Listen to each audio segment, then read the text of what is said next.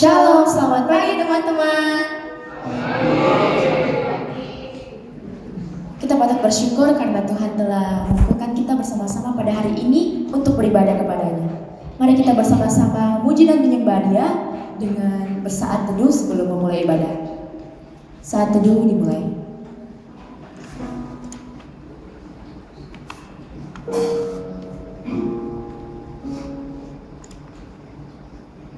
Saat teduh selesai. Mari kita bersama-sama mengenal Tuhan kita dengan menyanyikan lagu Mengenalmu.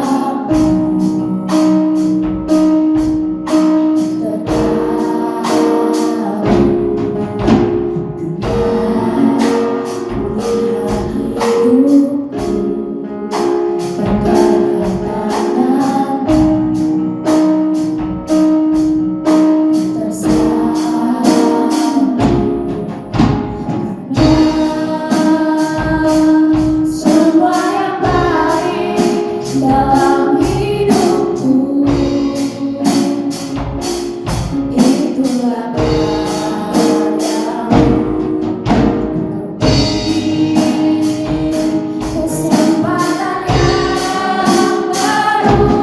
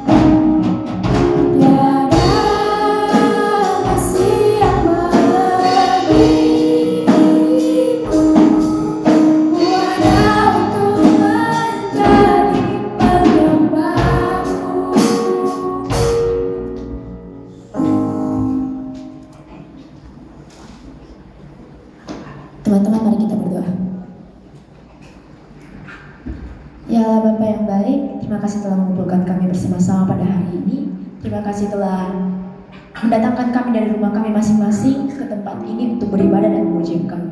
Tuhan, sekarang kami akan memulai ibadah hari ini. Engkau lindungi ibadah hari ini agar dapat menjadi berkat buat kami Tuhan. Engkau lindungi ibadah ini dari awal hingga akhirnya. Biarlah semua hanya demi kemuliaan-Mu. Dalam nama Tuhan Yesus, haleluya, amin. Teman-teman dipersilakan untuk bangkit berdiri.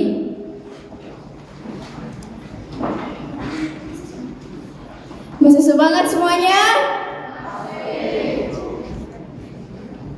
Mari kita bersama-sama menyanyikan lagu dengan Tuhan.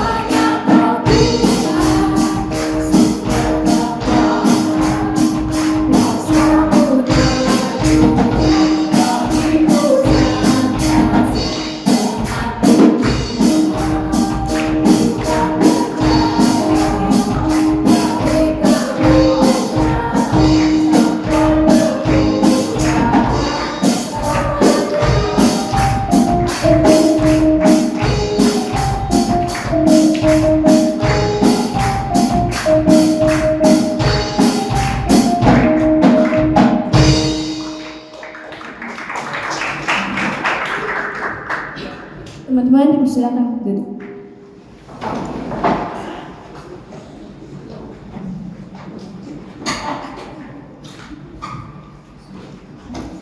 Sebelum mendengarkan firman Tuhan, mari kita menyanyikan dengan sayap.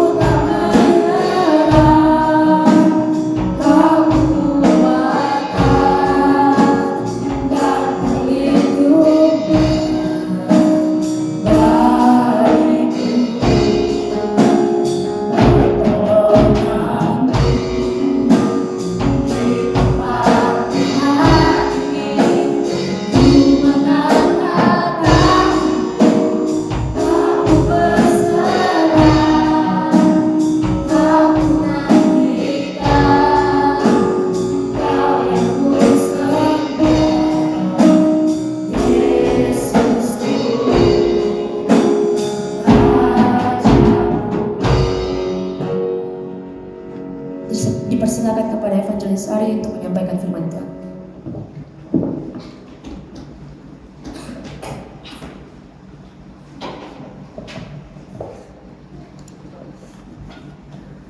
Oke, mari kita bersatu hati, kita berdoa.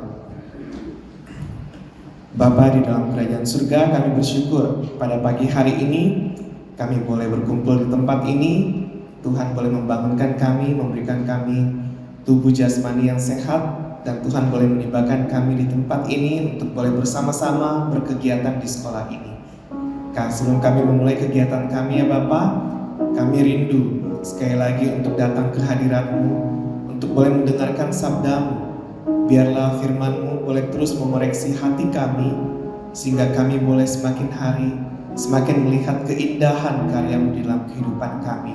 Di dalam nama-Mu kami menyambut kebenaran firman-Mu. Amin. Thank you untuk teman-teman yang sudah boleh mengambil bagian pada hari ini. Ya, shalom, selamat pagi. Ya, bingung ya jawabnya mau shalom atau selamat pagi ya. Oke, selamat pagi semua. Pagi. Oke, begitu. Masih pagi harus semangat gitu ya. Jangan sampai pagi-pagi malah mengantuk. Atau ada yang belum sarapan di sini? Ada yang belum sarapan? Oh, pantasan energinya kurang gitu ya. Jangan diet ya kalau pagi ya. Butuh banyak energi kita hari ini dan hari-hari yang berikutnya.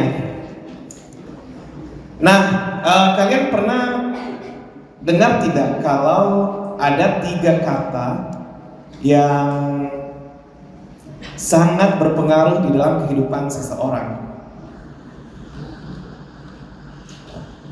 Ada 3 kata yang sangat berpengaruh di dalam kehidupan seseorang. Bukan aku cinta padamu ya, atau bukan sejenis-sejenisnya begitu, tapi 3 kata yang berdiri sendiri, dan kalau itu diucapkan itu dapat mengubah kehidupan seseorang.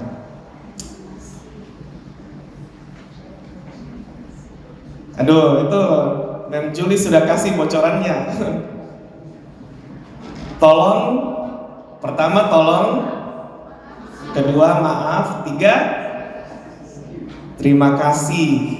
Nah, sekarang kita akan merenungkan salah satu dari ketiga kata itu, begitu ya. Secara khusus kata terima kasih. Nah, siapa yang sering mengucapkan kata terima kasih di tempat ini? Wah, sedikit ya. Oke, silakan turunkan tangannya. Nah, untuk teman-teman yang mengucapkan kata terima kasih, kira-kira kapan sih kalian mengucapkan kata terima kasih itu? Kapan kalian say thank you kepada seseorang?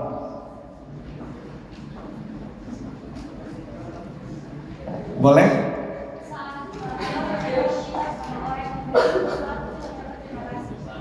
Ketika kita mendapatkan pertolongan atau mendapatkan sesuatu dari seseorang, orang lain. Ada yang punya pandangan yang lain, kapan kita harus mengucapkan terima kasih?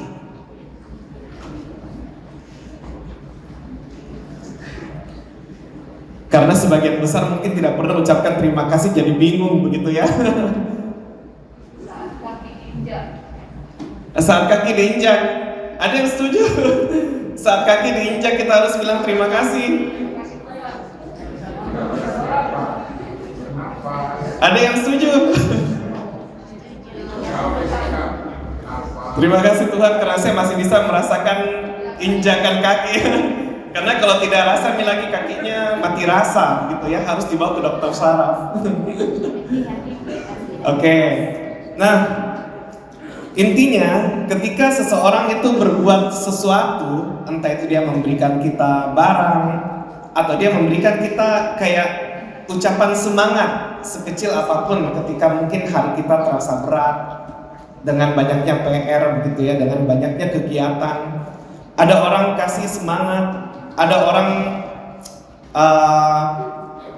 walaupun cuma menepuk pundak begitu ya, itu adalah bentuk support begitu ya, dan kita bisa bilang terima kasih gitu ya, thank you karena sudah boleh perhatian, karena dia menunjukkan perhatiannya sama kalian gitu ya. Atau ketika dia memberikan pertolongan, memberikan barang atau memberikan hal-hal yang bagi kita itu bisa membuat kita itu menjadi lebih semangat menjalani hari, maka kita harus belajar untuk mengucapkan terima kasih. Kenapa? Karena kita merasakan manfaatnya. Contohnya ketika kita mungkin lagi capek-capeknya begitu ya, tiba-tiba ada yang datang bawakan kita teh kotak dingin. Apalagi panas yang semakin hari semakin labil begitu ya. Kadang panas, kadang tidak, kadang mendung tapi tidak hujan-hujan. Nah, di tengah-tengah yang sebegituan ada yang kasih kita support. Ya, kita harus mengucapkan terima kasih. Dan itu sebagai bentuk kita menghargai orang yang sudah memberikan support itu. Nah, tetapi ternyata setelah kita survei tadi, ternyata mungkin masih banyak gitu ya yang jarang mengucapkan terima kasih. Bukan berarti tidak pernah ya, jarang dan tidak pernah itu dua hal yang berbeda. Nah, menurut apa yang saya baca, ternyata memang tidak mudah mengucapkan terima kasih kepada seseorang. Ada 3 alasan kenapa kita itu susah sekali mengucapkan terima kasih. Yang pertama, karena kita merasa itu memang tugasnya dia gitu loh. Kayak umpamanya ketika kita kerja dalam satu kelompok, kan mungkin ada tugas-tugas yang dikerjakan secara berkelompok ya. Kita sudah bagi part, umpamanya bagian ini si A, bagian ini si B, bagian ini si C. Ketika teman kita sudah menyelesaikan bagiannya, kita tidak perlu mengucapkan terima kasih karena itu memang bagiannya untuk dia kerjakan. Apakah benar seperti itu? Gitu ya. Itulah salah satu alasan kenapa orang itu sulit mengucapkan terima kasih.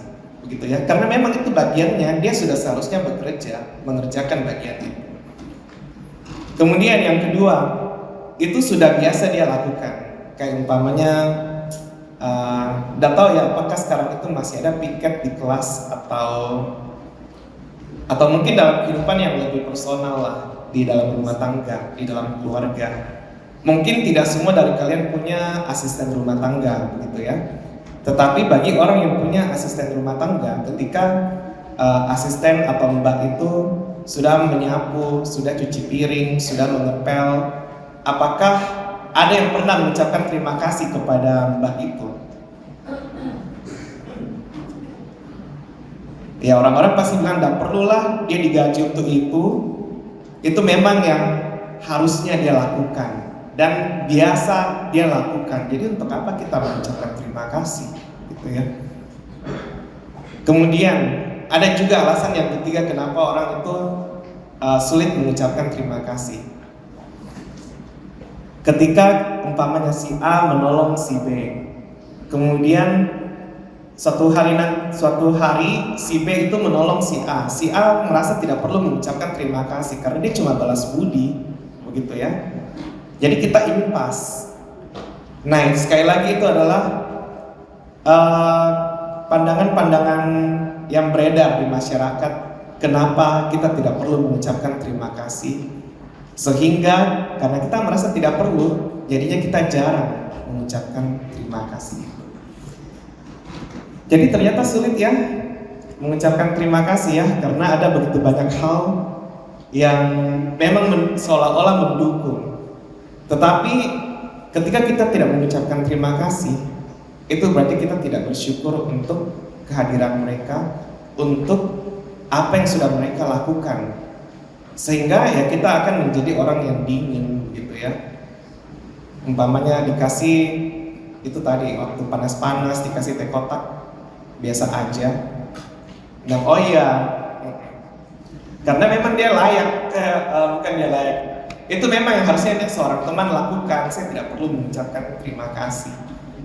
Sekali lagi itu adalah hal yang perlu kita pertimbangkan dengan baik. Ketika kita mengucapkan terima kasih, ada bentuk penghargaan kepada orang, dan orang yang dihargai itu akan kedepannya akan lebih banyak membantu kita karena dia merasa dihargai. Itu saja poinnya, gitu ya. Nah, ternyata sulit mengucapkan terima kasih bukan hanya terjadi pada zaman kalian, pada zaman saya pun itu juga terjadi. Sangat sulit sekali mengucapkan terima kasih. Apalagi kalau kita itu merasa kita berhak untuk menerima bantuan, dan orang lain itu berkewajiban untuk memberikan bantuan. Itu yang akan membuat kita semakin sulit mengucapkan terima kasih. Nah, di dalam Alkitab ada satu cerita berkaitan dengan hal ini. Kita sama-sama membuka dari Lukas 17 ayat 11 sampai ayat ke-19.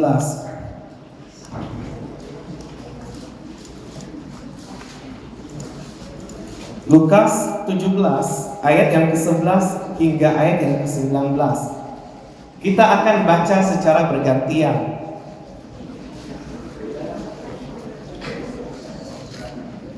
Lukas ada di Perjanjian Baru. Bagi anak-anak kelas 7 yang belum tahu atau jarang buka Alkitab gitu ya. Lukas 17 ayat yang ke-11 hingga ayat yang ke-19.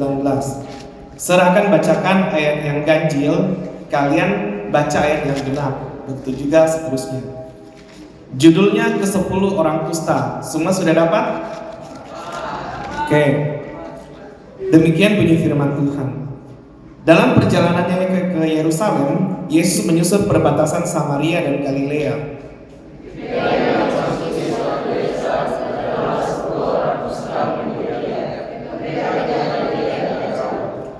Dan berteriak, "Yesus, Guru, kasihanilah kami."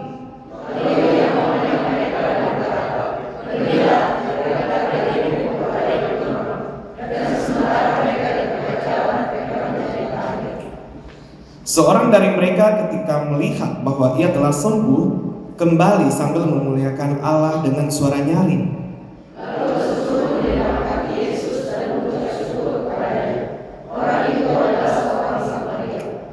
Lalu Yesus berkata, "Bukankah ke-10 orang tadi semuanya telah menjadi tahir? Di manakah yang 9 orang itu?"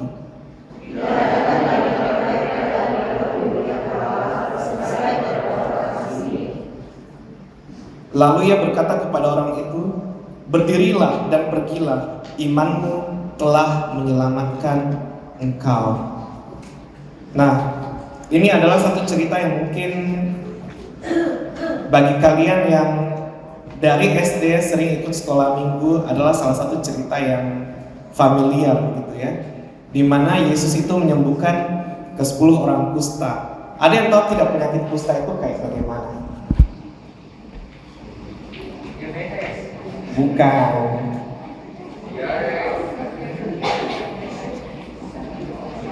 Banyak borok begitu ya, banyak borok di sekeliling di kulitnya. Borok itu kayak nanah begitu ya, luka yang keluar nanah.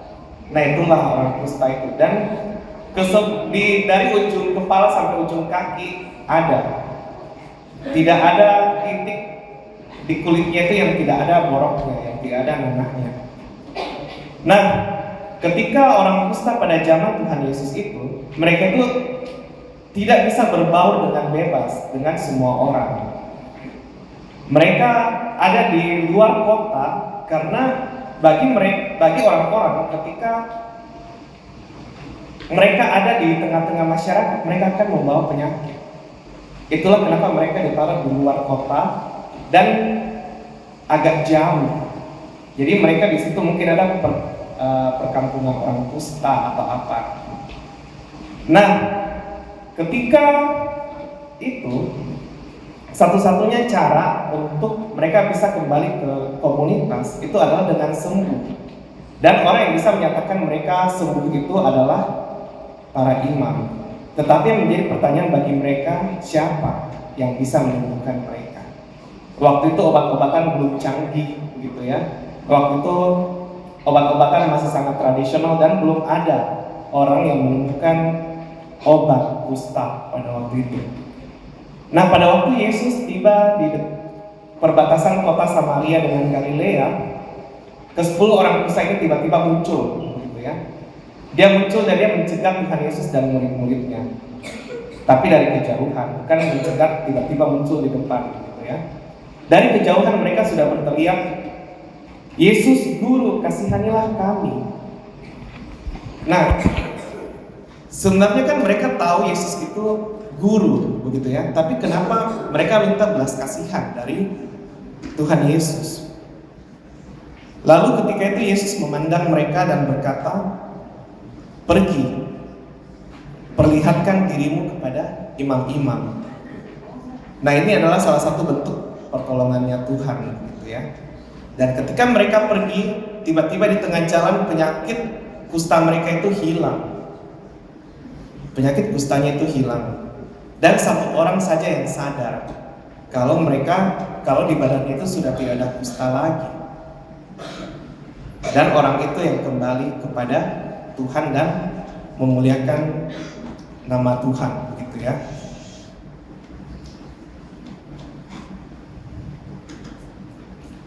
Dalam bagian ini kita berkenalan dengan Yesus yang disebut atau dikenal sebagai pribadi yang membuat mujizat dengan kuasa yang berasal daripada Allah. Kalau kita melihat salah satu mujizat yang paling sering dilakukan oleh Tuhan Yesus pada waktu dia melayani di dunia ini, itu adalah menyembuhkan orang yang sakit. Entah ketika orang sakit itu menyentuh jubahnya, orang sakit itu jadi sembuh. Entah itu ketika orang yang buta sejak lahirnya, ketika berjumpa dengan Yesus, Yesus cuma meludah ke tanah, mengaduk-aduk tanah, kemudian mengoleskan itu ke matanya, sembuh. Tapi kali ini berbeda. Yesus cuma berkata, "Pergilah, perlihatkan dirimu kepada imam-imam." Yesus cuma berkata seperti itu dan mereka menjadi sembuh. Tetapi dari 10 orang itu, berapa orang yang kembali untuk mengucap syukur kepada Tuhan? Cuma 1. Ini menunjukkan bahwa orang-orang itu dari zaman Tuhan Yesus, bahkan jauh sebelum dari zaman Tuhan Yesus sampai sekarang, sulit sekali untuk mengucapkan terima kasih. Nah, ketika Yesus menyembuhkan orang yang kusta itu, bukan berarti Tuhan Yesus itu gila terima kasih begitu ya. Sampai di ayat yang ke-17 di situ dibilang, "Bukankah ke-10 orang tadi semuanya telah menjadi tahir? di mana kesembilan orang itu. Bukan berarti Tuhan Yesus menginginkan ucapan terima kasih dari 10 orang itu. Tetapi dia bertanya, apakah tidak ada yang tergerak untuk mengucapkan terima kasih selain daripada orang ini? Orang yang kembali mengucapkan terima kasih itu adalah orang Samaria. Orang Samaria pada waktu itu adalah orang yang paling tidak dianggap di dalam jajaran orang bangsa Israel, gitu ya. Bahkan orang Samaria dengan orang Yehuda pun sejak perpecahan di kerajaan Israel, mereka itu menjadi musuh bebuyutan. Dan orang Samaria adalah orang yang disebut sebagai bangsa yang tidak menerima janji keselamatan itu. Tetapi ketika orang Samaria itu datang kepada Tuhan, mengucap syukur kepada Tuhan, Yesus berkata, imanmu telah menyelamatkan engkau. Itu adalah salah satu celah di mana Tuhan Yesus itu memberikan satu petunjuk bahwa keselamatan itu bukan hanya menjadi milik bangsa Yahudi pada waktu itu, tetapi menjadi milik setiap orang yang mengucap syukur kepada Tuhan atas pertolongan Tuhan bagi mereka. Itulah sebabnya Tuhan Yesus berkata, di mana kesembilan orang yang tadi? Bukankah semuanya itu sudah tahir dari penyakit kusta mereka? Tetapi tidak ada satupun dari kesembilan orang itu yang bergabung dengan orang Samaria ini untuk memuliakan nama Tuhan. Berbicara tentang imanmu telah menyelamatkan engkau. Sebenarnya ketika Yesus berbicara tentang hal ini, itu Yesus berbicara tentang apa sih? Tentang iman yang menyelamatkan kita. Apakah Yesus berbicara tentang kesembuhan dari sakit penyakit yang bersifat sementara, sama seperti akhir-akhir ini banyak yang batuk ya, termasuk saya pun juga pernah batuk dalam 1 minggu terakhir ini. Apakah berbicara tentang kesembuhan dari penyakit batuk itu saja? Atau kalau kita kembali ke dalam pembacaan firman Tuhan, apakah cuma sembuh dari penyakit kusta atau penyakit-penyakit yang lain? Apakah Yesus hanya berbicara tentang keselamatan dari sakit penyakit? Apalagi yang cuma bersifat sementara, gitu ya? Tentu tidak, gitu ya. Ketika Yesus berbicara kepada orang Samaria ini, dia bilang imanmu telah menyelamatkan engkau, itu sebenarnya berbicara tentang kesembuhan dari penyakit yang sifatnya kekal dan berujung kepada maut. Ada yang tahu penyakit apa itu? Cuma 4 huruf gitu ya, DOSA. Kesembuhan dari dosa. Sebab Yesus datang ke dalam dunia ini untuk mencari dan menyelamatkan orang-orang yang terhilang di dalam dosa. Dan ketika orang Samaria ini, orang yang tidak dianggap, bahkan dikucilkan, bahkan yang menurut orang Yahudi tidak akan mendapatkan bagian dalam kerajaan Allah, ketika dia merasakan pengalaman bersama dengan Yesus dan dia kembali mengucap syukur, saat itulah Yesus berkata, iman telah menyelamatkan engkau. Bukan karena kau kembali dan mengucap syukur kepada Tuhan, tetapi karena memang Tuhan mau beranugerah di dalam kehidupan orang Samaria itu.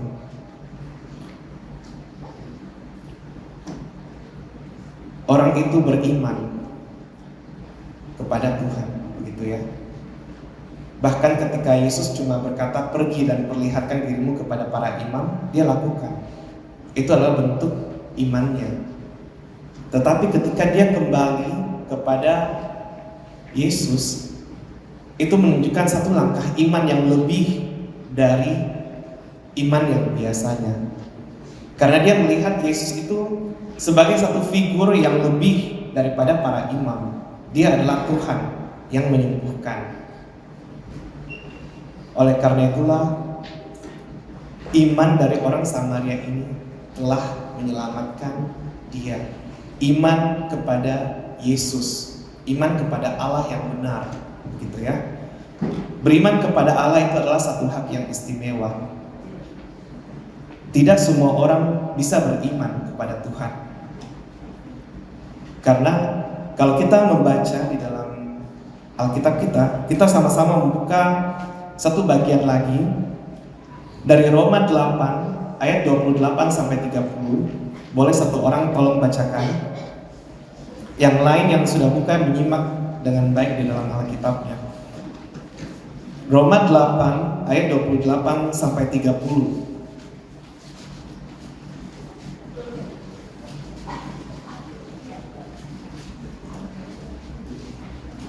Yang sudah mendapatkan boleh langsung berdiri baca.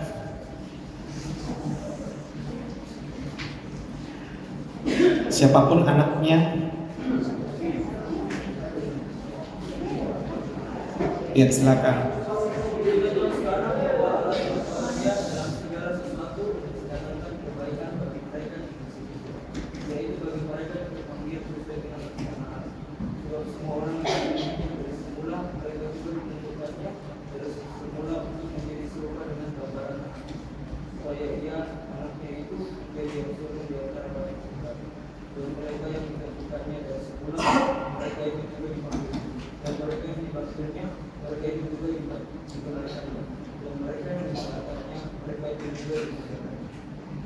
Oke, terima kasih. Ini adalah alasan mengapa beriman kepada Allah yang benar itu, beriman kepada Yesus itu adalah sebuah hak yang istimewa. Oleh karena Tuhan telah menentukan dari semula siapa-siapa yang akan menerima anugerah keselamatan itu. Itulah sebabnya ketika firman Tuhan diberitakan, ada orang yang tersentuh hatinya, gitu ya. Ada orang yang mengalami pertobatan dan menghidupi iman itu dan mengalami pertumbuhan sampai dia tua, sampai dia kembali kepada Tuhan. Kita melihat ada begitu banyak buah-buah yang dihasilkan di dalam kehidupannya, dan kita percaya itu adalah orang pilihannya Tuhan. Tetapi ada juga orang yang ketika mendengarkan firman Tuhan ya biasa-biasa saja, gitu ya. Kayak ini cuma pengajaran moral yang biasa, begitu ya. Kemudian akhirnya setelah pulang, entah itu keluar dari ruang persekutuan ini ataupun juga pulang dari komisi remaja, tidak mengalami pertumbuhan apapun, tidak mengalami perubahan apapun di dalam dirinya, karena dia merasa itu sama saja, gitu ya. Saya pergi ke tempat ibadah yang lain, sama Ji. Jadi firman Tuhan itu tidak punya kuasa di dalam kehidupannya. Tetapi ketika kita sungguh-sungguh percaya bahwa firman Tuhan itu memerdekakan kita, mulai dari membebaskan kita dari dosa, kemudian membuat kita mengalami pertumbuhan, saat itulah Tuhan bekerja. Jadi kembali ke sikap hati kita. Kemudian boleh satu orang lagi bacakan Roma 10 ayat 17.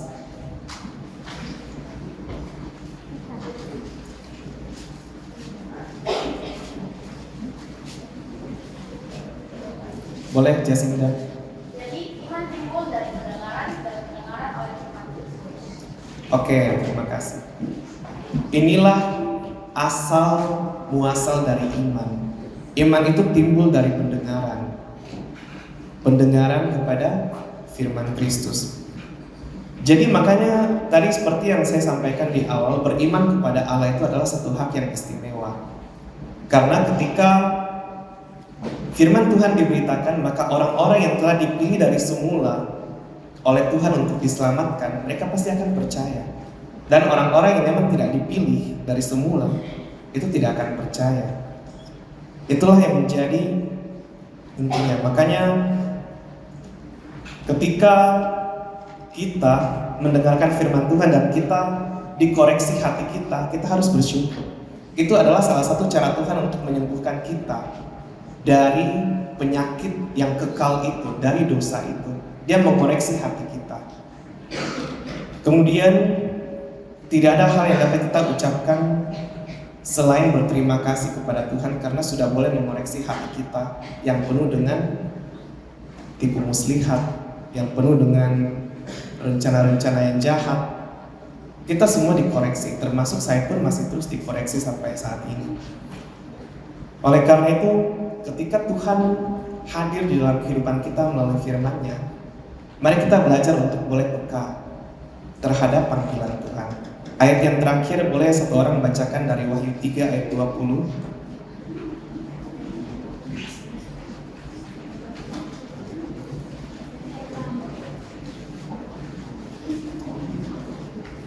Wahyu 3 ayat yang ke-20.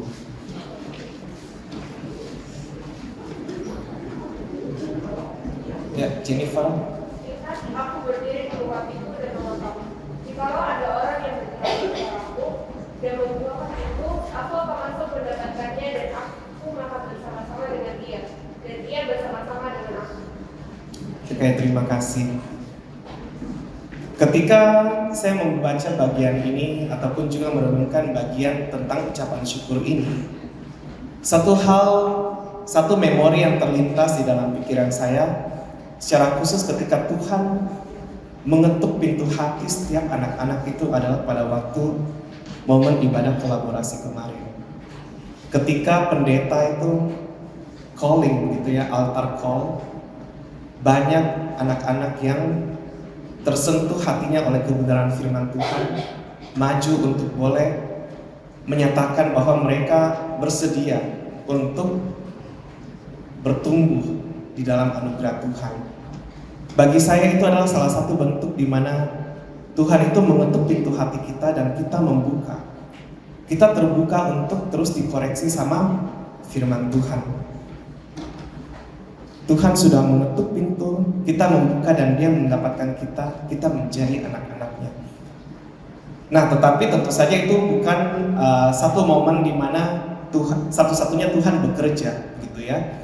Bahkan ketika melalui renungan-renungan singkat yang dibacakan setiap hari di dalam kelas, ataupun juga pada saat chapel siswa pada hari ini, ataupun juga minggu-minggu yang akan datang, Tuhan akan terus bekerja. Tetapi yang menjadi permasalahan adalah apakah kita sungguh-sungguh merasakan Tuhan itu mengetuk pintu hati kita, atau karena kedegilan hati kita, kekerasan hati kita sampai kita tidak mau buka pintu untuk Tuhan.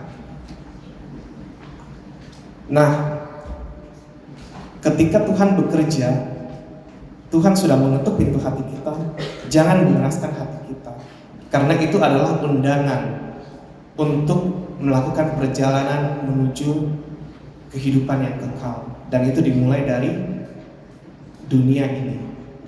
Kita akan belajar untuk hidup bagaimana seperti Tuhan hidup, dan itu yang akan terus kita lakukan sampai kita berjumpa dengan Dia. Jadi ketika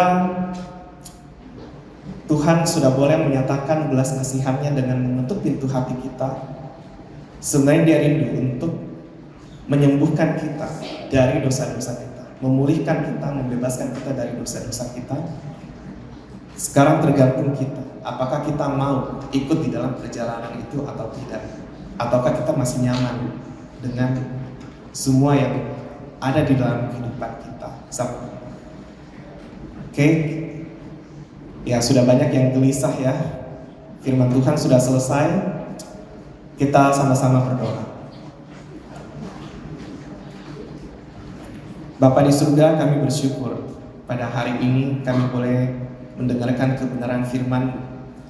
Terima kasih untuk firman-Mu yang boleh terus mengoreksi hati kami. Tetapi terlebih dari itu kami mengucap syukur karena Engkau Allah yang senantiasa memberikan firman-Mu di dalam kehidupan kami. Engkau mengetuk pintu hati kami untuk mendapatkan kami. Ajar kami ya Bapa untuk boleh peka dan merespon agar kami sungguh dapat diselamatkan dan dapat beroleh bagian di dalam kerajaan-Mu yang kekal. Terima kasih Bapa di surga, terima kasih kami menyerahkan kelanjutan ibadah pada hari ini dan juga kegiatan kami sepanjang hari. Biarlah nama Tuhan boleh terus ditinggikan dan dimuliakan. Di dalam nama-Mu kami berdoa. Amin.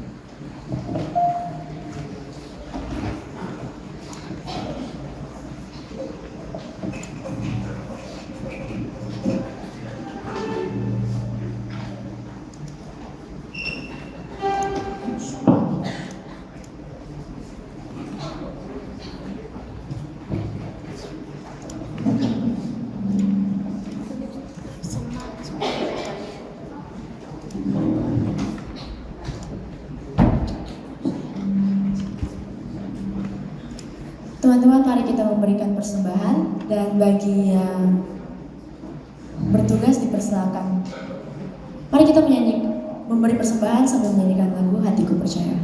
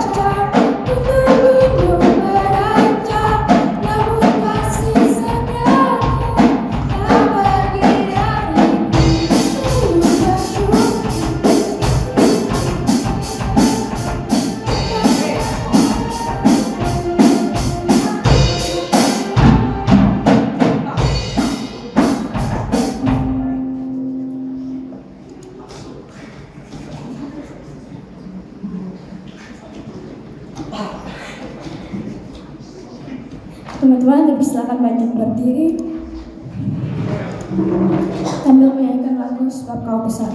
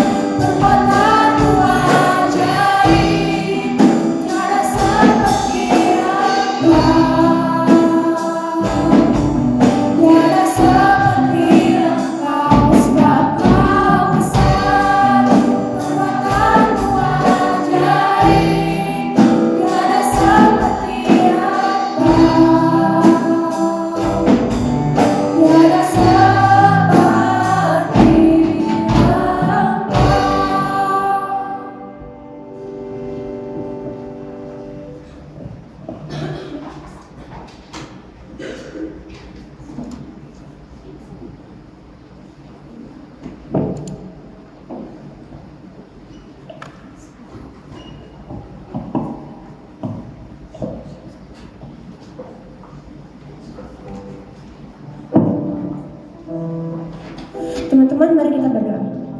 Tuhan, terima kasih atas berkat-Mu sehingga kami dapat memberi persembahan di pagi hari ini, serta tolong berkatilah orang tua dan teman-teman agar mereka dapat diberikan kesehatan, biarlah persembahan ini dapat berbau harum di hadapan-Mu dan berguna untuk sekolah ini agar dapat lebih baik lagi. Dalam nama Tuhan Yesus Kristus kami telah berdoa, amin.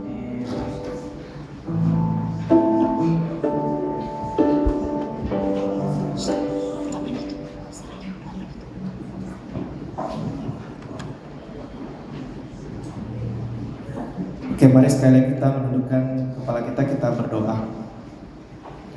Tuhan Yesus, terima kasih pada hari ini kami boleh menyelenggarakan ibadah siswa di sekolah ini, dan kami bersyukur karena Tuhan boleh menyertai ibadah ini dari awal sampai selesainya.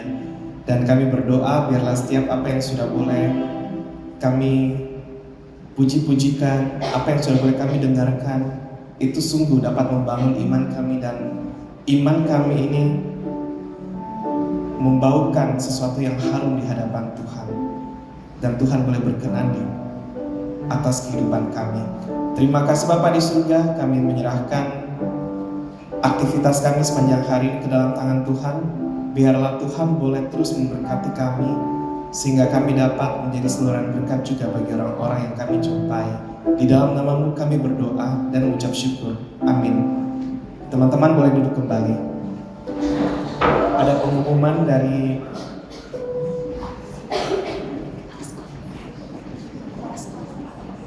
kepala sekolah, Ibu Amita.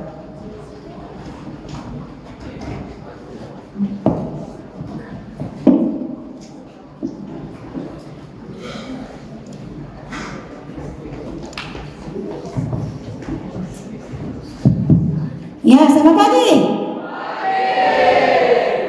Lemas sekali masih pagi-pagi. Miss tahu belum makan.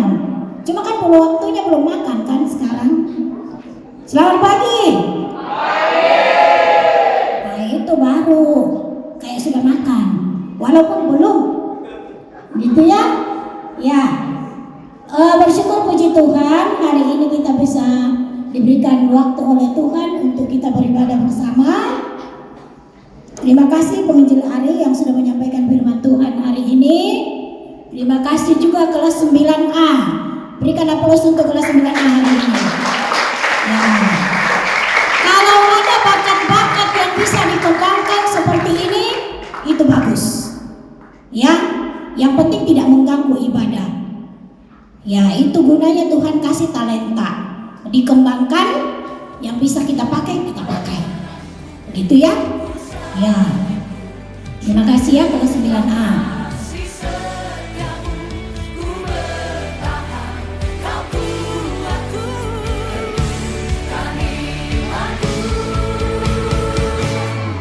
Ku mau tetap